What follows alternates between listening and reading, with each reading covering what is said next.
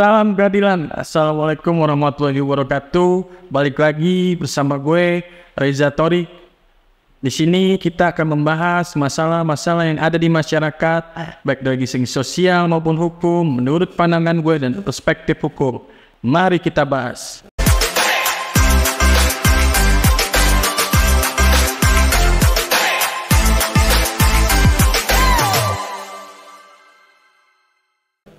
Assalamualaikum warahmatullahi wabarakatuh. Apa kabar teman-teman semua? Semoga kalian sehat, tidak kekurangan satu apapun.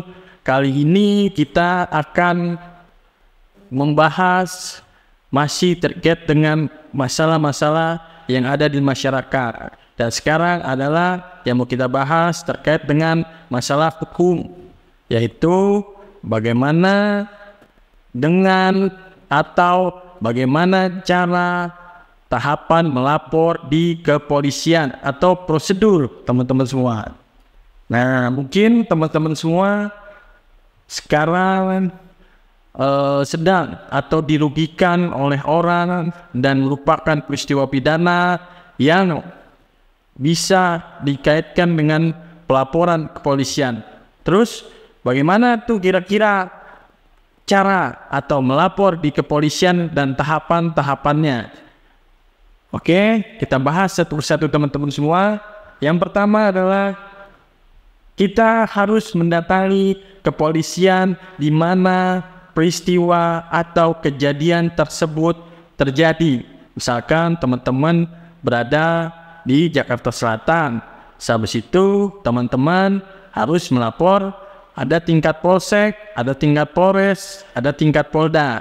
Namun yang kita bahas sekarang, seandainya kita lapor di tingkat polres, yaitu adalah kita harus membawa bukti dan saksi teman-teman, untuk supaya menguatkan pelaporan kita terhadap peristiwa tindak pidana tersebut. Contohnya apa teman-teman?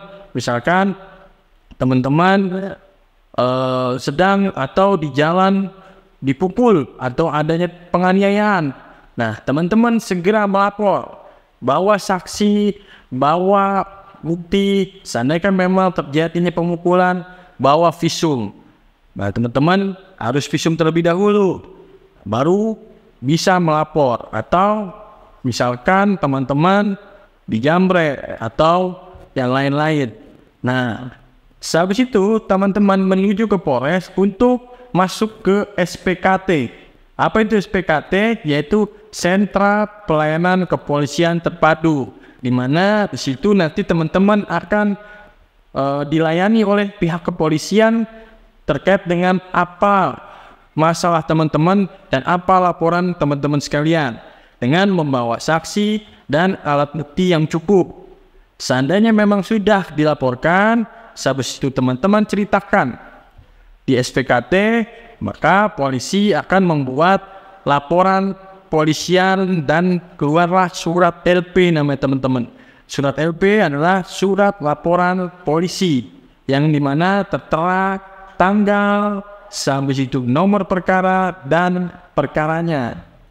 Habis itu teman-teman, setelah LP, teman-teman silahkan menunggu sampai nanti polisi yang akan bergerak untuk melakukan penyelidikan. Penyelidikannya seperti apa? Yaitu dengan mengolah TKP dan melihat bukti-bukti yang teman-teman bawa. Habis itu teman-teman tinggal menunggu. Nanti ketika memang sudah terjadinya peristiwa pidana dan masuk unsur pidana, baru teman-teman akan dipanggil kembali untuk dimintai keterangan. Dimintai keterangan, habis itu nanti akan di BAP.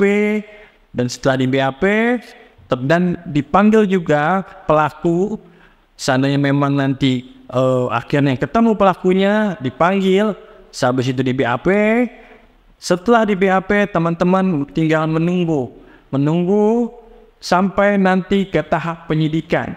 Ketika teman-teman di tahap penyidikan, artinya proses itu sudah berjalan, sudah ada unsur pidananya, dan tinggal menunggu proses selanjutnya, yaitu bagaimana melimpahkan atau menaikkan status atau posisi kasus ke tahap ke pengadilan atau penuntutan, yang dimana itu adalah tugas kepolisian. Nanti setelah akhirnya masuk ke penyelidikan, teman-teman tinggal menunggu sampai proses ke pengadilan. Artinya sudah terjadi peristiwa pidana dan akan disidangkan.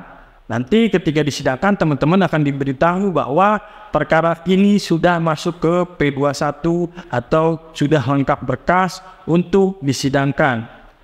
Nah, artinya tahapan yang pertama adalah teman-teman harus melapor ke SPKT dan menunggu laporan dengan membawa bukti-bukti terkait, membawa saksi, habis itu menunggu adanya BAP dari kepolisian sampai nanti ditetapkannya tersangka. Habis itu baru dalam proses penyidikan nanti akan dilakukan proses persidangan setelah polisi melengkapi berkas-berkas dokumen yang ada di laporan teman-teman semua.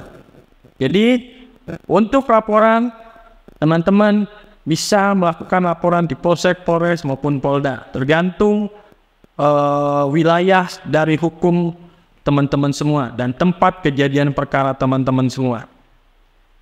Oke teman-teman semua, itu dia proses pelaporan di kepolisian.